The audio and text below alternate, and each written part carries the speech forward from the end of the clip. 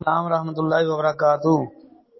محترم بھائی، آپ نے یہ جو طبرانی اوسط کی روایت پوچھی ہے کہ اربعۃ یصبحون فی غضب اللہ، کہ چار بندے ایسے جو صبح کرتے ہیں تو اللہ رب العالمین ان پر غصے ہوتے ہیں، اور شام کرتے ہیں تو اللہ ان سے ناراض ہوتے ہیں۔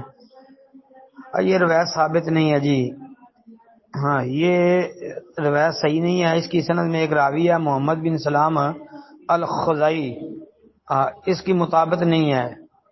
اور یہ محمد بن سلام الخزائی جو ہے، اس کے ترجمے میں امام ابن عدی رحمۃ اللہ علیہ نے الکامل میں یہ روایت درج کی ہے، اور انہوں نے اس روایت کو منکر کہا ہے کہ یہ منکر ہے، اور اس میں محمد بن سلام کی کہتے ہیں کہ میرے نزدیک مطابقت ہی نہیں ہے۔ اور امام بخاری رحمۃ اللہ علیہ نے بھی جو ہے یہ اپنی کتاب التاریخ الکبیر کے اندر جو ہے اسی بنیاد پہ جرح کی ہے۔ محمد بن سلام الخزائی کے ترجمے میں اسی روایت کو بیان کیا ہے اور کہا ہے کہ اس کی مطابقت نہیں ہے جی۔ یہ التاریخ الکبیر جلد 1 صفحہ 110 اور رقم نمبر 313، یعنی اس کا ترجمہ نمبر 313 ہے۔ اسی طرح امام عقیلی رحمۃ اللہ علیہ نے اپنی کتاب الضعفاء الکبیر کے اندر جلد 4 صفحہ 82 پر جو ہے محمد بن سلام الخزائی کا ترجمہ ذکر کیا ہے، اور یہی بات انہوں نے بیان کیا امام بخاری رحمۃ اللہ علیہ کے حوالے سے، یعنی کہ یہ روایت کو امام عقیلی نے بھی الضعفاء الکبیر میں درج کیا ہے۔ اور امام ابو حاتم رحمۃ اللہ علیہ نے الجرح والتعدیل میں اس کی تخریج کی ہے، یہی محمد بن سلام الخزائی کے ترجمے میں ہی، اور محمد بن سلام الخزائی کو مجہول قرار دیا ہے۔ جلد نمبر 7 صفحہ 278 الجرح والتعدیل جی۔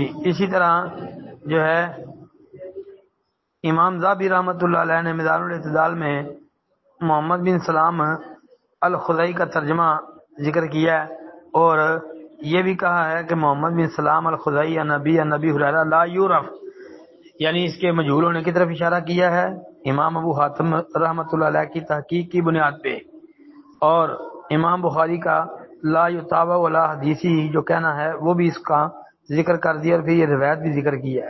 لہذا یہ روایت ائمہ محدثین کے نزدیک صحیح نہیں ہے، جس طرح کہ امام ابو حاتم رحمۃ اللہ علیہ، امام بخاری رحمۃ اللہ علیہ، امام عقیلی رحمۃ اللہ علیہ، اسی طرح جو ہے امام ابن عدی، حافظ ذہبی رحمۃ اللہ علیہ، ایسے ہی لسان المیزان میں حافظ ابن حجر اسقلانی رحمۃ اللہ علیہ ذکر کیا، اور جو ہے علامہ ابن جوزی نے الضعفاء والمتروکین میں محمد بن سلام الخزائی کو بیان کیا ہے، اور کہا ہے کہ ابو حاتم رازی نے اسے مجہول قرار دیا ہے۔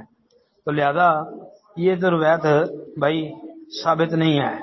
اسی طرح جو ہے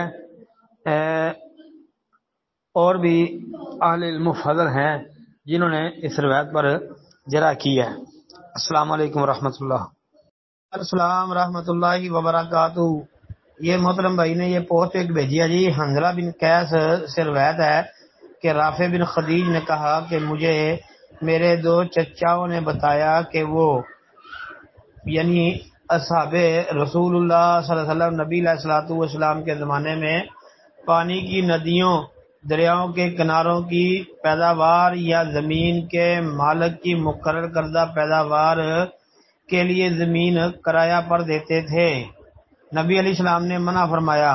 میں نے رافع رضی اللہ عنہ سے کہا کہ دینار اور درہم میں زمین کرائے پر دینے کا کیا ہوگا؟ اس نے جواب دیا کہ دینار درہم کا کرایہ لینے میں کوئی حرج نہیں۔